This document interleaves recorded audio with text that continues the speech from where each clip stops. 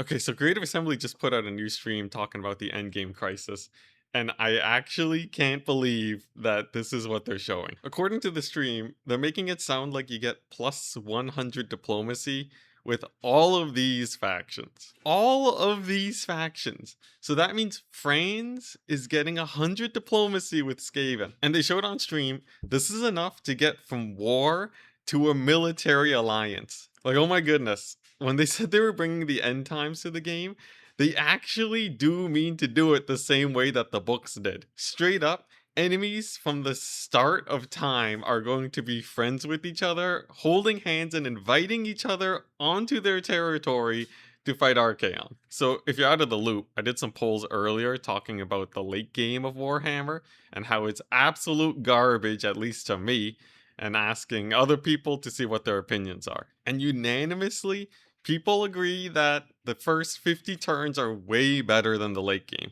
And the reasons why?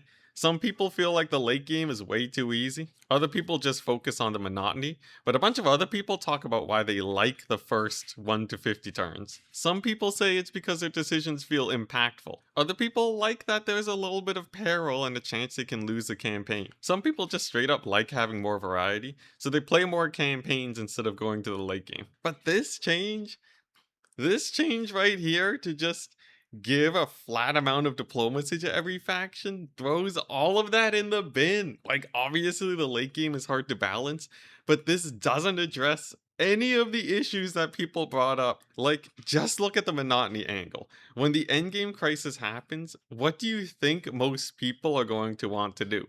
Yeah, hop onto Quick Deal and go through 100 some odd factions to sign treaties with them. And how do I know all 100 factions will be ready to sign treaties?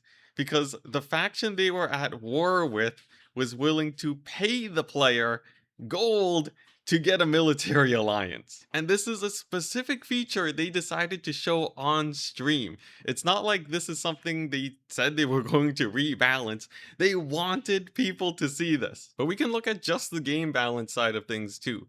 It's going to be way easier protecting your territory when none of your neighbors are at war with you anymore. Like, just look at this screenshot. The player only has one war, and Archaon has to fight like 100 factions. And I've played campaigns where I'm at war against the entire world. It's not very easy. So either Archaon's going to be stronger than an only war campaign, and basically will be able to fill the spot of fighting a ton of different factions at the same time, or he's going to be a complete pushover that gets run over by the AI.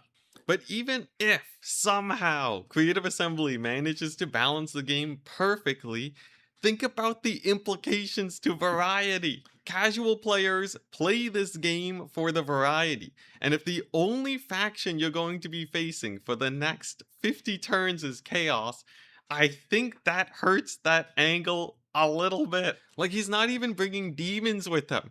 It's just Warriors of Chaos forever until the crisis ends. Like, I know it can look cool at a glance, it can sound cool to implement, like just forming a grand alliance against Archaon, but the implementation of just plus 100 diplomacy across the board shows that there's no real finesse to this system. And just think about the replayability.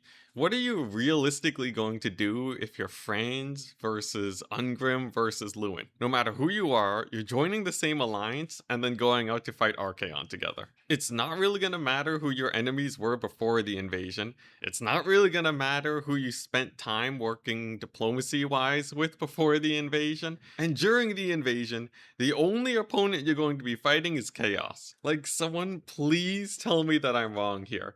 I want so badly for me to just be wrong, and they release an endgame system that is actually fun to replay and challenging with any amount of variety more than we have in the base game right now. Just a sign that they took my feedback and they're looking into ways to actually improve the endgame rather than digging a bigger hole for themselves. And it doesn't have to be a big thing either, right? Like, there can just be a band-aid solution to the monotony. Like, even if they feel like they want the world to unite together, maybe make it so that the quick deal system can be a little quicker, and I guess on a one button to get your military alliances with all 100 factions. I don't know. At least I would show that they're looking at my feedback. Well, I can be pretty sure that they're looking at my feedback, but it seems like there's actually no indication that they want to implement things to fix the problems that I am talking about. And I really do not see myself or most people really itching to play this endgame crisis more than 1 or 2 times maximum. Because instead of adding strategic depth to the late game, it seems like this event is trying to actively remove it.